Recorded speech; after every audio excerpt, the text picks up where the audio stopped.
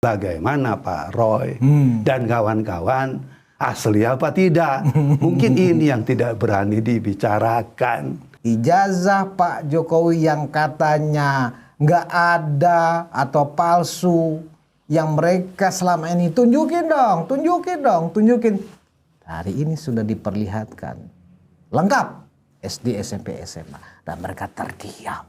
Ternyata ijazah Pak Jokowi asli. Kalau yang namanya peneliti dari awal aja beberapa kali nih di media-media nasional saya udah katakan, yang namanya peneliti itu kan konteksnya bukan hasil fotokopi. Ya katakanlah kalau fotokopi itu bukan fotokopi yang memang real di bawah fotokopi. Kan misalnya hasil gambar yang berwarna itu kan nggak menunjukkan keaslian. Iya. Karena yang namanya asli itu di tangannya Pak Jokowi kan. Bukan di tangan siapa-siapa dalam konteks ini. Itu aja dia nggak tahu. Jadi bagaimana dikatakan peliti? Nggak mungkin hanya orang-orang sekelas Roy Suryo mempunyai kekuatan yang sedemikian hebat. Itu satu yang saya lihat ya. Terus yang kedua, motifnya apa buat Roy Suryo? Nggak ada. Kalau dilihat begini kan tujuannya hanya ingin menjatuhkan legasinya Pak Jokowi.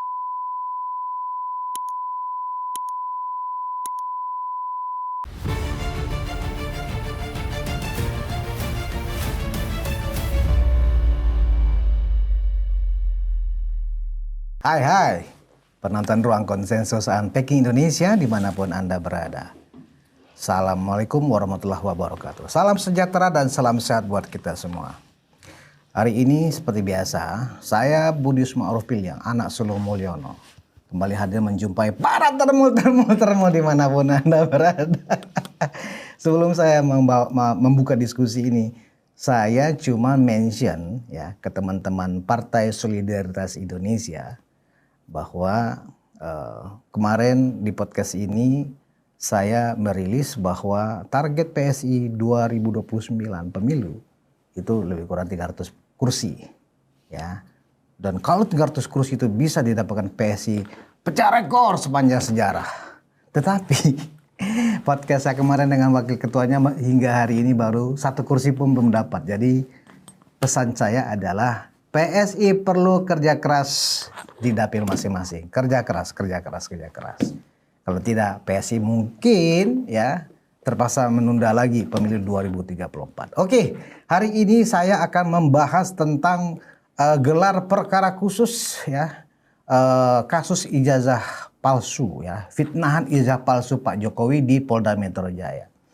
Dan gelar perkara khusus ini sangat kritikal sebenarnya karena dari semalam itu sejumlah teman-teman wartawan senior mendapatkan bocoran, entah bocoran itu valid atau tidak, bahwa dari gelar perkara khusus hari ini ya, yang memeriksa para tersangka ya kasus fitnah ijazah palsu ini, kasusnya dihentikan. Nah, agak ngeri-ngeri sedap kah isunya? Dan kalau ini benar dihentikan oleh penyidik, wow, pasti akan ada gesekan di bawah. Dan saya sudah bersama dengan tim hukum Merah Putih ya, Pak Suhadi. Selamat datang Pak Suhadi. Selamat datang. Sukses selalu. Saya agak curiga ini Pak Suhadi mukanya cerah. Oh, cerah hari ini. Iya kan? Iya. Cerah. Karena dapat kabar. Dapat kabar ya. Gembira, Nah, iya. makanya kalau tadi kan saya mengatakan Iya. isunya adalah ya dalam gelar perkara hari ini ya, itu katanya kasusnya dihentikan. Memang konsekuensi dari gelar perkara kan begitu ya Pak ya, dihentikan atau lanjut. Nanti saya jelaskan. Ya oke. Nah, karena ini ada saya ruang yang ingin dapat berbeda. kabar baru dulu nih Pak Ya. Suhadi. Ini sekarang udah jam hampir 4:30 sore. Ya. Kira-kira apa yang terjadi Pak? Apakah benar dilanjut, dihentikan, dan ijazah Pak Jokowi benar nggak dilihatkan dalam gelar perkara tadi? Silakan Pak Suhadi. Baik, saya jawab. Barangkali terkait menyangkut masalah perkara ini bisa dihentikan atau tidak. Ya. Saya katakan tidak. Karena yang namanya proses penghentian pada saat penentuan status tersangka itu nggak bisa penyidik melakukan upaya-upaya hukum menghentikan. Karena ranahnya itu ada di pra-peradilan. Bukan ada di tangan penyidik. Sekarang ini kan ada dua institusi nih yang sudah terlibatkan, kepolisian, Polda Metro, penyidik, dan kejaksaan. Jadi kalau seandainya memang ini perkara mau dihentikan, perkaranya itu bukan dilakukan gelar perkara khusus, tapi gelar perkara-perkara istimewa yang berkaitan memang adanya kekurangan alat bukti. Tapi itu kan bukan di tingkat status tersangka seseorang nih. Bukan di tingkat penyidikan ya? Di tingkat penyidikan dalam arti Sudah ada itu tersangka. belum ada tersangkanya. Oke. Itu boleh dilakukan. Tapi kalau ini domainnya bukan lagi kewenangan penyidik. Kewenangannya kalau memang keberatan dengan status tersangka itu pra-peradilan. Pra-peradilan yang bisa menghentikan perkara ini. Itu clear ya. Oke. Jadi kalau dia mengatakan ini bisa dihentikan, itu nonsen saya katakan. Itu Karena framing. hukum acaranya tidak mengenal seperti itu. Nah, terkait masalah tadi, barusan saya dapat teman yang ikut dalam gelar ya, itu Pak Maret Swiken. Kebetulan dia sebagai pelapor dan kebetulan juga relawan Pak Jokowi. Ya. Nama relawan itu JPKP. Hadir dalam gelar perkara Hadir tadi. dalam gelar perkara tersebut. Nah, menurut informasi itu memang ada permintaan Dari mereka? Ya, tadinya kan beberapa pihak pelapor-pelapor ini mengatakan nggak perlu ditunjukkan. Tapi ada ombudsman kan di sana, ada lembaga ombudsman itu yang menyatakan perlihatkan saja. Akhirnya penyidik atas permintaan ombudsman informasinya menunjukkan ijazah asli Pak Jokowi Kepada seluruh peserta gelar kepada perkara? seluruh Wow. peserta gelar. Ya, ini saya tegaskan kepada seluruh peserta gelar. Bukan hanya ijazah S1-nya yang ditunjukkan, tapi juga ijazah SMA-nya. Gitu. Memang ada di Polda kan? Betul. Nah, selama ini kan orang mencurigai. Ini ada di mana sih ijazahnya kan? Apakah di tangan Pak Jokowi, di UGM atau disembunyikan? Ya, tapi sekarang terjawab dengan jelas. Ya, pada waktu gelar ijazah Pak Jokowi baik di ijazah SMA maupun S1 dari Fakultas Kehutanan ya, dari UGM itu ada di penyidik ya, dan itu tadi terang benderang diperlihatkan. Oke. Saya tanyakan, setelah diperlihatkan gimana reaksi dari mereka? Ini kan yang perlu reaksi. Kan selama ini kan mereka minta seperti itu kan, tunjukin Betul, dong, tunjukin dong. Nah, Heeh. setelah ditunjukin apa reaksi mereka, Pak Swadi? Diam. Terdiam. Wow. Karena ada satu saya nggak perlu sebutkan ya, yang dulunya dicurigain ternyata tadi terjawab. Itu tidak sesuai dengan ekspektasi mereka yang mengatakan itu tidak sesuai dengan keaslian ijazah. Ya, kalau saya melihat dia terdiam, dia tidak banyak komentar, ya, artinya clear dong dalam persoalan ini. Kan harusnya ya heboh begitu diperlihatkan ijazah aslinya. Oh ini salah, ini nggak benar, ini keliru dan lain sebagainya. Tapi tadi dengan hasil yang seperti itu kita melihat bahwa mereka sebetulnya kalau boleh saya katakan menyepakati itu asli. Clear sudah sekarang. Artinya ketika mereka diperlihatkan itu, ya kan, yang terbayang oleh mereka langsung penjara di depan mata. Itu. Karena kebetulan Pak Maret Swiken ini, kebetulan saya dulu ada di sini nih, di relawan ini. Jadi pertama kali saya mengenal dunia relawan itu dari JPKP. Jaringan Pendampingan Kebijakan Pemerintah. JPKP. Ya, JPKP ya. Saya dulu ada di situ dan Pak Maret yang mengajak. Tadi saya katakan, apalagi yang dikatakan, saya panggil dia ketum. Apalagi yang dikatakan oleh ketua umum maksudnya. Ya, sudah begitu habis ngomong-ngomong begitu, langsung saya diberikan kesempatan untuk bicara. Terus saya sampaikan niat kami. Dia bilang, ya, setelah ini sudah jelas seperti ini, udah tahan mereka. Itu yang saya katakan luar biasa gitu kan. Dan mereka itu tidak bereaksi juga, ya. Tahan mereka. Arti kan ada ajakan yang menurut saya cukup kontroversial kan. Berani di depan banyak orang mengatakan seperti itu. Berarti memang ya dari segi keyakinan, kan dalam hukum pidana yang paling utama itu keyakinan hakim, keyakinan yang lain-lain gitu kan. Kalau saya melihat seperti itu, optimis bahwa ini memang harus di penjara. Jadi mereka yang Pak Suhadi maksudkan itu adalah para tersangka dan kuasa hukum yang terdiam. Kuasa hukumnya, iya, saya jelasin juga. Di situ lengkap katanya ada kuasa hukum, ada Pak Petrus juga, kebetulan juga saya kenal ya. Terus kemudian ada yang lain, di situ ada Rismond, terus kemudian di situ ada Roy Suryo, ya ada Tipa, dan saya juga melihat mereka harusnya kalau ada hal-hal yang memang dianggap ganjil ya begitu dibuka. Biasa kan rame ya kan? Beraksi kan Iya, biasanya, iya. ini nggak ada beraksi. Cuma memang tadi sebelum saya sampai di sini, saya sempat melihat ada pernyataan dari mereka. Pernyataannya lucu menurut saya. Karena kenapa ya? Mereka mengatakan bahwa mereka ini, Roy Suryo dan kawan-kawan, itu katanya punya hak imunitas. Hak kekebalan. Aduh, saya kaget baru lagi. lagi nih. Iya, baru lagi nih. Kekebalan yang seperti apa? Setahu saya yang namanya kekebalan itu milik pengacara, milik advokat kan gitu ya. Karena ada undang-undangnya. Iya, karena ada undang-undangnya. Iya kan? Lah kalau Roy Suryo ya, undang-undangnya di mana gitu kan? Dan Tipa dan Rismond. Kan nggak jelas Apa dalam konteks penjelasan Revi ketika mengatakan mereka itu punya hak imunitas itu penjelasannya apa Pak? Penjelasannya karena dia mempunyai hak imunitas sehingga polisi atau penyidik dalam kaitan ini harus betul-betul mendalami kepentingan-kepentingan yang diberikan masukan oleh kelompok-kelompok mereka gitu. Dan tentunya kalau memang ini sejalan ya dengan usulan-usulan tersebut, perkara harus dihentikan. Prinsipnya seperti itu. Kan saya lihat ngawur aja gitu kan. Itu berapa jam yang lalu itu keluarnya? Kira-kira 2 jam yang lalu. 2 jam yang Iya, lalu. 2 jam yang Berarti lalu. kan- Jadi habis gelar pertama kelihatannya. Karena kan dia bicara gelar yang kedua. Karena Tapi ada mereka gelar perkara mengakui nggak lagi. dalam video itu bahwa mereka memang sudah diperlihatkan ijazah aslinya Pak Jokowi? Oh, tidak ngomong dia. Oh, tidak ngomong. Tidak bicara. Oh. Dia cuma mengatakan nanti Berarti akan memang ada unsur mereka ini memang tidak Menutupi. transparan, tidak terbuka Ya. tentang apa yang terjadi selama gelar perkara. Betul. Padahal menurut tim Pak Suhadi yang ada mengikuti gelar perkara itu, Ombudsman mendesak penyidik lihatkan saja dan Ya. diperlihatkan. bukan mendesak, Soleh juga ya. Coba mengatakan meminta. oke. Buka saja. Buka saja. Buka kok. Akhirnya penyidik Ya, mengabulkan membuka. dan Ya. mereka terdiam semua. Ya.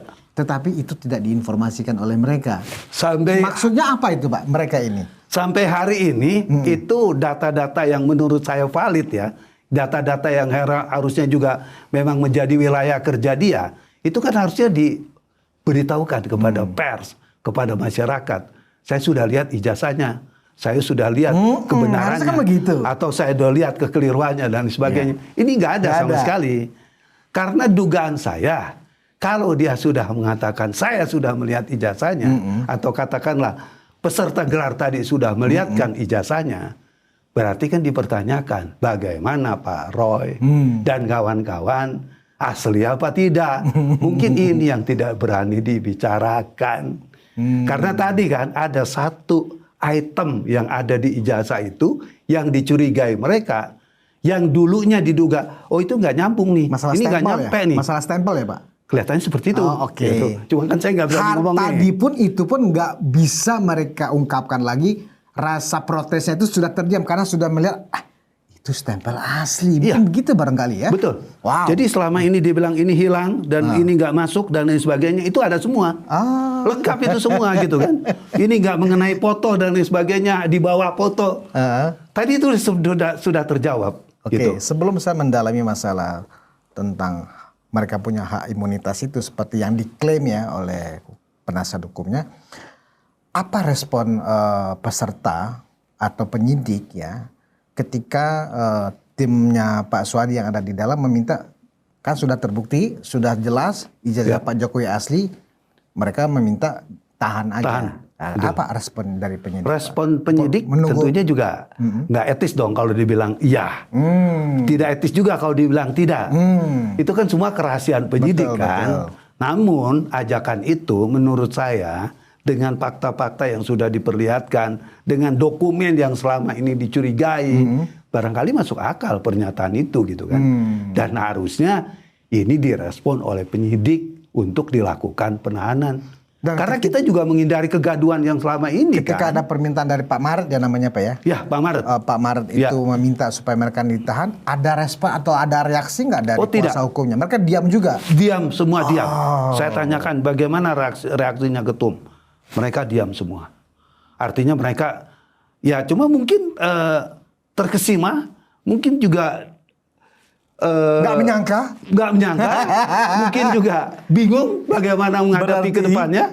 Gitu mereka kan? kagetnya mungkin atau nggak menyangkanya mungkin begini Pak Suhadi.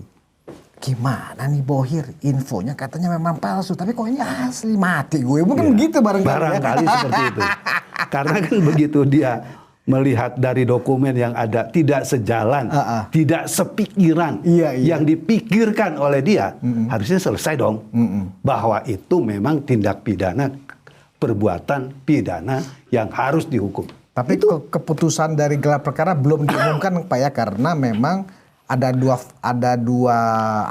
babak ya. Dua babak. Betul. Babak pertama kan lengkap semua, terlapor, pelapor ada bersama para peserta. Kemudian setelah selesai dilihatkan semua barang bukti, ya kan, saksi, terutama ijazah, mereka suruh keluar. Yang sekarang lagi membahas itu, memutuskan itu adalah para peserta rapat. Siapa aja itu Pak? Dugaan saya ini Roy Suryo dan kawan-kawan berikut kuasa hukumnya. Itu kelihatannya karena tadi pernyataan salah satu penasihat hukumnya itu mengatakan dia akan ada gelar lagi jam 2. Dan dikatakan di situ gelar itu bersifat khusus. Bukan bersifat umum. Umum kan tadi itu. Berarti yang kedua ini, babak kedua ini itu mungkin bersifat khusus. Dia mengatakan dia akan memberikan masukan-masukan yang tujuannya semangat daripada yang mau diberi masukan. Saya ini istilahnya yang dikatakan dia ini, saya ini peneliti gitu kan. Kalau peneliti itu jangan diapa-apain dong. Kalau peneliti itu saya dibebasin dong. Itu permintaannya barangkali. Jadi yang dimaksudkan mereka ini saya tambahkan. Imunitas itu karena mereka merasa mereka peneliti. Kan bohong mereka. Kan Ade Darmawan kan sudah melakukan konfirmasi ke BNSP. Ya, Badan Nasional Sertifikasi Profesi kan. Mereka nggak terdaftar Pak Suhadi sebagai peneliti. Jadi kalau kemudian dia mengaku sebagai peneliti, itu asbun, ya kan? Artinya mereka bukan peneliti, ya. Nah, dengan pembelaan mereka sekarang, tiba-tiba mereka punya hak imunitas. Bagaimana menurut Pak Suhadi secara konteks pasal-pasal pencemaran nama baik yang mereka lakukan beralaskan atau bertopengkan peneliti? Tidak. Kalau yang namanya peneliti dari awal aja, beberapa kali nih di media-media nasional saya udah katakan, yang namanya peneliti itu kan konteksnya bukan hasil fotokopi. Ya katakanlah kalau fotokopi itu bukan fotokopi yang memang real di bawah fotokopi. Kan misalnya hasil gambar yang berwarna itu kan nggak menunjukkan keaslian. Karena yang namanya asli itu di tangannya Pak Jokowi kan. Bukan di tangan siapa-siapa dalam konteks ini. Itu aja dia nggak tahu. Jadi bagaimana dikatakan peneliti? Mau dokumen kita yang cuman asal-asalan dapat di lapangan-lapangan yang nggak jelas kita dikatakan oke deh teliti itu. Ya kita nggak mau dong. Ya tentunya kan berbasis data yang memang itu asli. Kalau di luar itu nggak bisa. Ya yang namanya PH atau penasihat hukum itu kan segigih-giginya untuk membela kliennya kan begitu ya. Betul.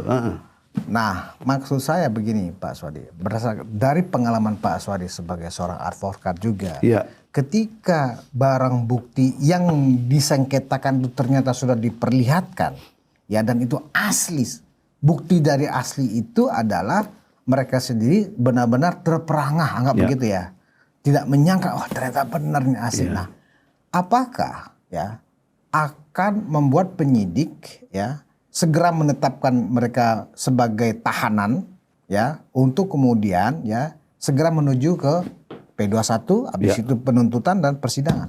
Betul. Oke. Jadi begini, begitu memang itu sudah diperlihatkan bahwa apa yang dituduhkan itu nggak benar, artinya pencemaran nama baik, fitnah ya, terus juga mungkin mengedit ijazah. Terbukti dong. Terbukti. Kalau terbukti, apakah terus kemudian ini menjadi berhenti? Tidak boleh. Tadi saya sudah katakan, ya ranahnya ini bukan di tingkat penyidikan lagi. Betul. Udah menetapkan status orang menjadi tersangka. Artinya itu tahapannya udah 3 tahap tuh, ya. Penyelidikan, penyidikan, ya kan? Terus menetapkan tersangka. Ini udah 3 tahap, nggak bisa lagi. Karena kewenangan untuk menyatakan bahwa perkara ini bukan perkara pidana dan lain sebagainya. 1, di media peradilan. 2, putusan hakim. Kalau ini tidak dijalankan nggak bisa. Penyidik bisa melakukan itu nggak bisa, gitu. Sekalipun ada kekuatan apapun nggak boleh. Mungkin sarannya kalau ada kekuatan nih kita bicara tentang power, karena kita kan menduga nih, Roy Suryo nggak mungkin sendirian sama Rismond dan Tipa kan, atau dengan yang 5 orang ini, pasti ada bohir berkaitan uang, bohir berkaitan dengan power gitu kan, nggak bisa itu dilakukan. Karena kalau itu dilakukan heboh. Kalau itu dilakukan rame. Sekarang kita tahu nih, Polri ini kan lagi reformasi. Iya kan? Bagaimana citranya kalau ini terjadi? Kan nggak mungkin juga. Jadi ini tetap harus berproses. Kalau ini memang sudah diperlihatkan dan tadi sudah jelas mereka sudah melihat persoalan itu, suka dan tidak suka, perkara ini harus naik ke tahap penuntutan, ya, persidangan, vonis. Itu yang harus terjadi. Saya agak lega dengan perkembangan saya terbaru pun ini. senang sekali dengar. Karena begini Pak, sebelumnya saya masih sempat agak, aduh benar nggak ya? Ketika Pak Jokowi terakhir kan dalam dialog dengan sebuah stasiun televisi swasta ya, di situ kan Pak Jokowi konsekuen dengan keputusan dan prinsipnya, nggak harus ini sampai ke pengadilan. Betul. Ya, saya akan bawa nanti dari ijazah SD kalau perlu, ya kan, SD, SMP, SMA sampai sarjananya. Dan ternyata penjelasan Pak Jokowi ini terbukti hari ini, memang diperlihatkan dan asli.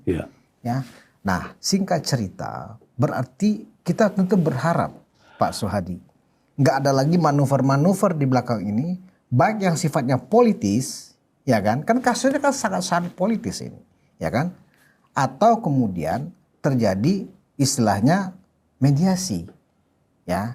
Nah, kalau kemudian seperti ini, kalau misalnya tetap nggak ditahan, mereka ini khususnya teroris ya, kan yang bikin gaduh ini kan teroris. 3 orang itu lah ya. Yang 5 orang ini kan diem. Iya kan. Setelah jadi tersangka diam mereka. Nah, duduk manis. Yang teroris ini kan. Tapi ada 1 perempuan yang masih cuap-cuap. Iya. Biasa kalau ex-HTI harus begitu. Nah, jadi Pak Soehadi, ini tentu sebuah kabar baik ya buat seluruh rakyat Indonesia, di mana kegigihan Pak Jokowi membela harkatnya, harga dirinya ketika diinjak-injak oleh orang memfitnah, hari ini akan berbalik arah, ya kan? Mungkin setelah ini, kalau saya pikir sih dari pandangan sejumlah teman-teman lawyer juga, kalau sudah memang asli, sidang nggak bakal lama kok. Iya. Benar nggak sih Pak? Betul. Dan harusnya kan hari ini sebetulnya bukan lagi gelar perkara khusus. Hari ini harusnya sudah disidangkan. Hari ini sudah disidangkan. Iya. Karena saya udah bilang ya, berkaitan dengan masalah penahanan. Ini kan memang hak subjektif. Karena kan sekarang yang dikedepankan itu kan, 1, tidak menghilangkan alat bukti. 2, tidak mempersulit pemeriksaan. 3, tidak melarikan diri. Walaupun sempat ke Australia kan. Saya nggak tahu tuh tujuannya untuk apa gitu kan. Tapi dari 3 hal ini ya, itu memang kan nggak dilakukan oleh Roy Suryo dan kawan-kawan. Mereka tetap ada, mereka tetap kooperatif, dipanggil datang dan lain sebagainya. Nah, ini kan kalau dilihat dari semangat ini, itulah mungkin yang menjadi alasan kenapa penyidik tidak melakukan penahanan. Sebetulnya ada alasan subjektif lain ada, ya.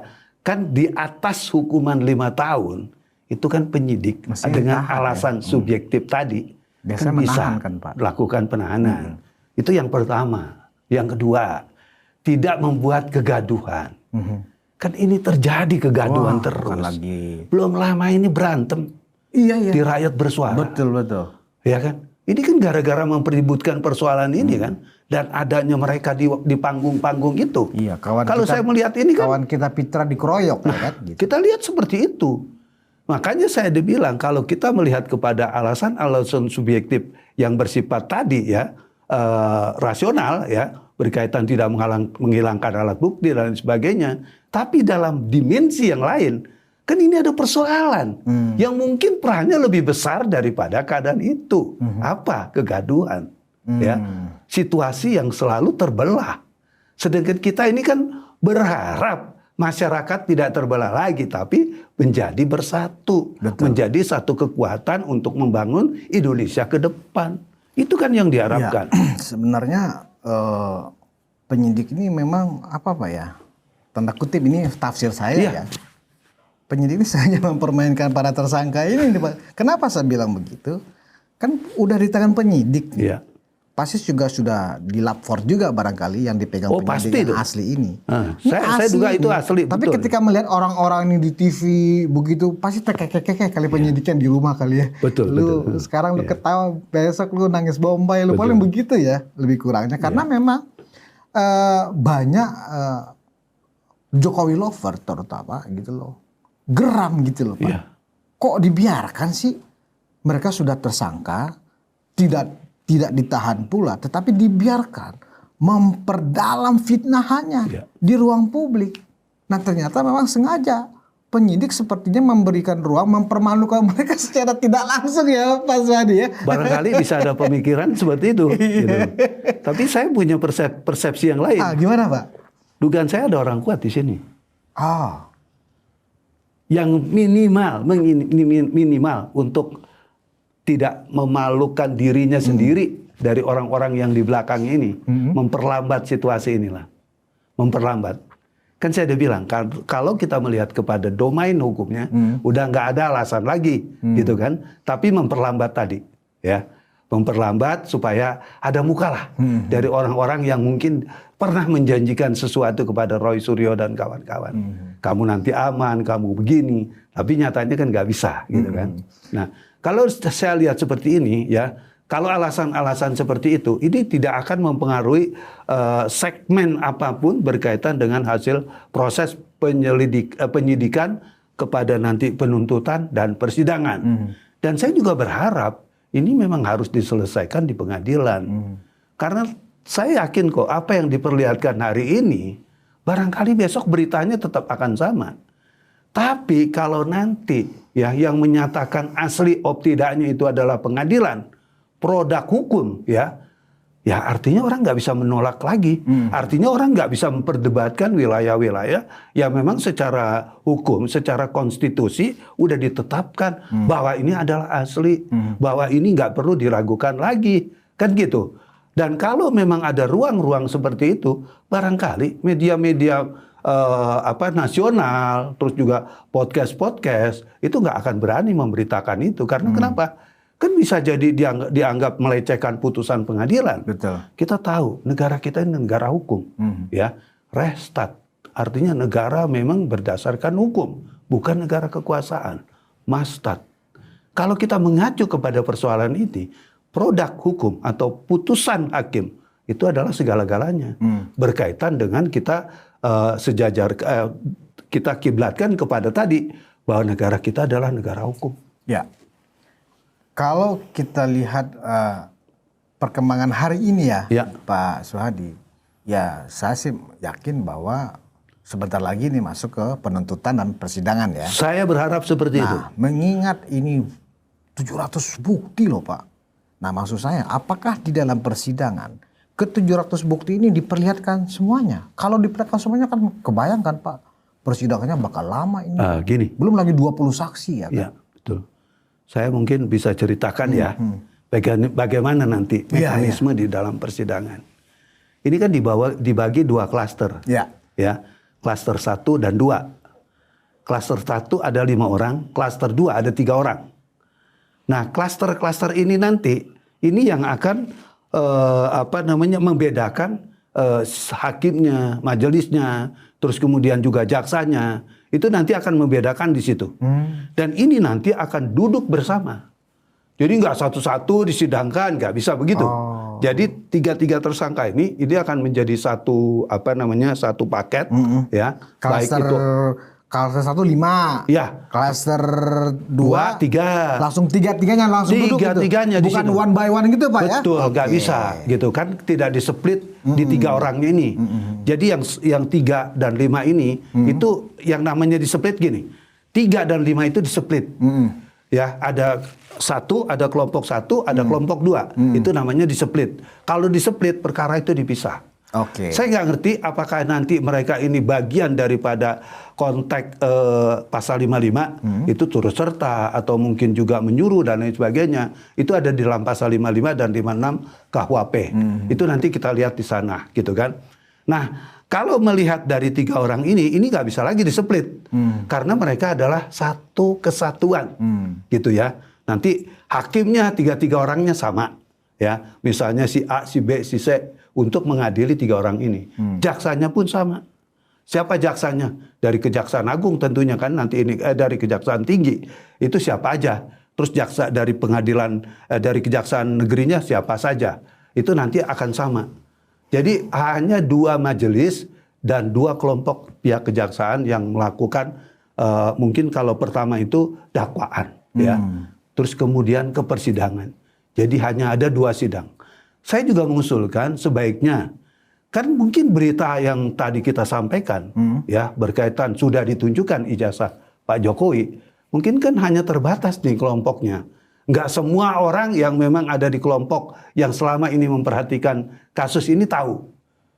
Makanya saya juga meminta kalau bisa persidangan dilakukan secara live, dibuka secara umum, supaya orang melihat.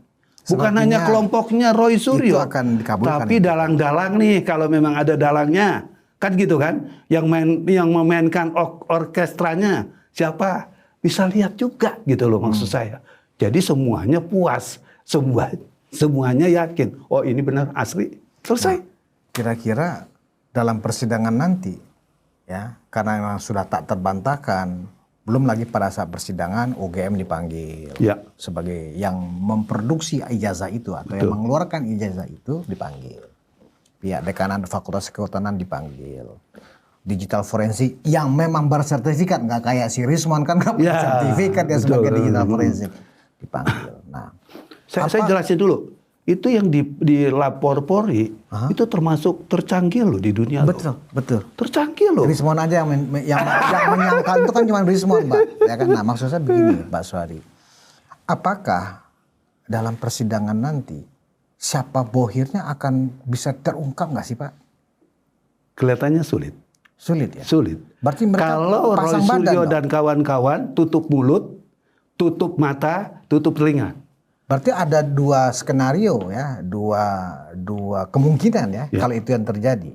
Pertama memang biaya proyek ini mahal sekali, makanya dia pasang badan paling 5 tahun. Atau kalau buka suara nyawa taruhannya mungkin begitu, kayak di film-film kan biasanya begitu. Gimana Pak Suhadi? Bisa juga. Bisa, ada tawar-menawar seperti itu.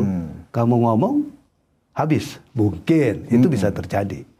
Karena kan operasinya intelijen. Intelijen. Kalau operasi intelijen bisa terjadi. Kalau buktinya contoh, bahasa Pak Jokowi bukan operasi intelijen, Pak, operasi politik. Ya. Kalau kita boleh dong ngomong operasi intelijen kan gitu kan. Karena dulu Antasari juga kan operasi intelijen kan. Gitu. Kalau itu yang dilakukan, dugaan saya ini akan menjadi wilayah yang tertutup.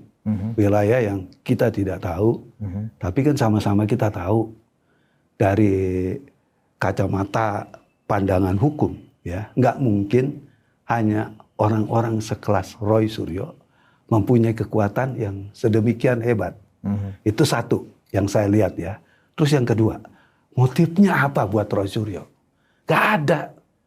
Kalau dilihat begini kan tujuannya hanya ingin menjatuhkan legasinya Pak Jokowi. Kalau itu tujuannya politis. Kalau sudah tujuannya politis kemana? Ya 2029 lagi.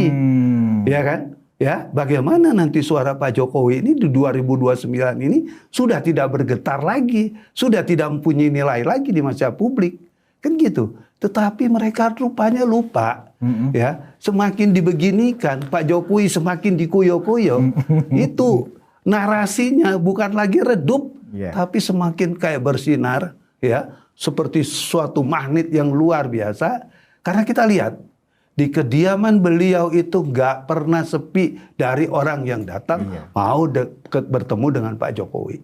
Nah, apalagi secara karakter psikologis masyarakat Indonesia kan paling nggak tahan melihat orang terzolimi, kan begitu ya Pak? Betul. Jangankan hinaan yang begitu dahsyat seperti ini, fitnahan yang begitu luar biasa ini yang diterima oleh Pak Jokowi. SBY dibilang cuma anak TK aja sama Pak Taufik Kemas jadi presiden. Jadi presiden, betul. Padahal hanya ledekan seperti itu aja. Betul, ya betul, kan? betul. Tapi Apalagi merasa dihinakan. Merasa dihinakan.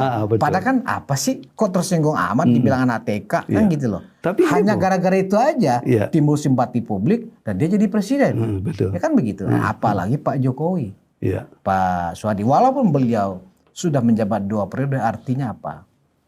Secara politik ya. Ini yang nggak dihitung oleh Bohir, ya, oleh partai yang ada di belakang Roy Suryo ini. Apa yang nggak dihitungnya? Bahwa dengan terbuktinya nanti dan dihukumnya rombongan ini atau rombongan terlalu manis juga ya, gerombolan. Berarti ya kan sudah tidak bisa disangkal lagi, ya kan? Mereka mau mengelak seperti apa itu Pak? Iya. Mereka cara mengelaknya bahwa saya tidak terlibat, saya tidak ikut-ikutan, ya kan? Tingkat kepercayaan publik kepada Pak Jokowi akan berlipat-lipat nanti bisa jadi Pak. Iya. Ya kan? Saya menduganya seperti itu gitu. Karena kan selama ini dalam kacamata yang istilahnya buram, yang mereka orang melihat masih susah benar dan salahnya. Tapi begitu nanti ini menjadi wilayah yang terbuka, wilayah yang terang benderang, yang sudah tidak dikatakan multitafsir, selesai. Kepercayaan masyarakat akan begitu luas nantinya. Ini yang saya prediksi. Dan ini di luar nalar mereka. Di luar sepengetahuan yang mereka selama ini yakini bahwa nanti akan jatuh Pak Jokowi. Itu yang mereka nggak duga sama sekali gitu ya. Kebenaran adalah kebenaran. Terakhir nih Pak Suhadi, terkait dengan bagaimana cara mengungkap siapa Bohir di belakang ini semua. Kalau misalnya di antara 8 orang ini, atau fokus ke 3 orang inilah ya, yang paling bikin gaduh kan 3 orang ini. Ternyata mereka mengajukan diri sebagai whistleblower. Ya kan, demi mengurangi hukuman kan begitu kompensasinya. Bisa itu terjadi, kan? Bisa. Berarti dia siap taruhan nyawa nih istilahnya, betul, ya kan Pak? Betul. Timbul kesadaran kan kita nggak tahu namanya. Orang kan bisa aja dapat inspirasi seperti itu. Tiba-tiba ya udah deh, saya sudah salah, ya udah saya mengaku aja. Toh bayarannya juga nggak gede-gede amat, ya kan? Dia lapor ke penyidik, saya mau jadi whistleblower, saya akan dikurangi hukumannya berapa? Oh ya, oke. Mungkin nggak itu terjadi? Pak dugaan saya enggak. Enggak berani maksudnya? Bukan enggak berani. Karena dugaan saya, ya, yang bermain ini hanya 1 orang. Roy Suryo maksudnya? Ya, kira-kira itu dugaan saya. Dugaan saya loh ya. Jadi itu putus di Roy Suryo, dugaan saya. Dugaan saya. Jadi Tifa dan Rizwan hanya orang-orang yang ikut-ikutan? Hanya ngebebek aja dalam persoalan. Nggak bebek, hanya ini dugaannya, ini menumpang lah ya. Menumpang gerbong yang lagi ramai. Jadi lokomotifnya Roy Suryo. Dugaan saya ya. Dan Roy Suryo menurut perkiraan Pak Suhadi nggak mungkin berani mengajukan diri sebagai whistleblower. Mungkin dia sudah bersumpah serapah kan pada waktu itu kan. Saya siap apapun yang terjadi. Selagi langit pun runtuh saya siap. Mungkin seperti itu. Ya kan. Semangatnya mungkin. Mungkin karena dia sudah. Ini dugaan saya seperti itu. Sudah berpengalaman. Jadi dugaan saya juga. Kali, Pak. Ya, orang-orang yang di belakang Roy ini juga kan mereka juga hati-hati. Terlalu banyak tangan, terlalu banyak telinga, itu kan akan bahaya. Kan gitu ya. Lah untuk mengantisipasinya ya hanya 1 orang. Kan yang paling aman gitu kan. Jadi kalaupun nanti ada persoalan-persoalan yang lain, kan gampang. Cuma 1 kok musuhnya kan gitu kan. Tapi 2-3 orang kan repot gitu. Saya kadang suka terpengaruh oleh gara-gara sering Netflix sih Pak ya. Biasanya kalau kes-kes begini ya kan, dia kena sniper tuh Pak, biasanya. Ya kan Pak, dalam banyak adegan-adegan film atau cerita kasus-kasus seperti ini, wah udah ketangkap nih kita. Kalau kawan itu dengan segala metode penyidikan akhirnya ngaku siapa bohirnya, kebongkarnya kita semua udah selesaikan aja. Artinya begini, pesannya adalah penyidik memang harus mengamankan Roy Suryo Pak. Ya, dari kemungkinan ada yang sifatnya seperti yang kita bayangkan di film-film itu ya, kena sniper kawan ini. Kalau misalnya itu kan berarti kasusnya nggak terlacak. Walaupun Pak Jokowi sudah terpulihkan ya kan. Tapi kalau menjawab siapa yang menyewa dia ya kan, akhirnya nggak terungkap. Ya ini bukan sebuah ramalan Pak, ini karena saya terpengaruh oleh sering nonton Netflix aja. Saya juga seperti itu, gitu kan. Iya, kalau banyak telinga akan repot nantinya kan, gitu. Tapi kalau cuma 2 telinga, 2 mata, 1 mulut, selesai. Jadi terima kasih Pak Suhadi. Walaupun kita belum mendengar ya keputusan resminya dari Polda Metro Jaya. Kita tunggu. Kan? Tetapi dilihat dari informasinya Pak Maret tadi, mereka terdiam. Ya, terdiam itu kan bukan karakter mereka. Betul. Mereka kan karakter mereka kan berangasan, atraktif, ya kan, ngeyel, paling merasa pinter atau sok pinter, merasa ya paling benar. Iya, merasa paling benar. Tapi hari ini setelah diperlihatkan oleh penyidik terdiam. Betul. Artinya apa? Masuk barang ini. Masuk barang ini. Dan hari ini saya pikir hari kegembiraan para termul semua. Termuliakan. Mudah-mudahan ini yang nonton 1 juta orang. Waduh, luar biasa. Terima kasih Pak Suhadi. Penonton Ruang Konsensus Unpacking Indonesia.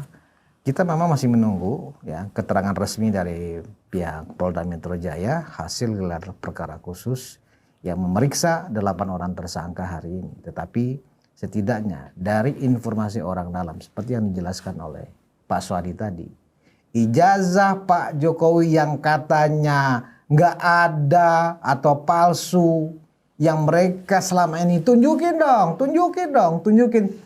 Hari ini sudah diperlihatkan lengkap SD, SMP, SMA dan mereka terdiam. Ternyata ijazah Pak Jokowi asli.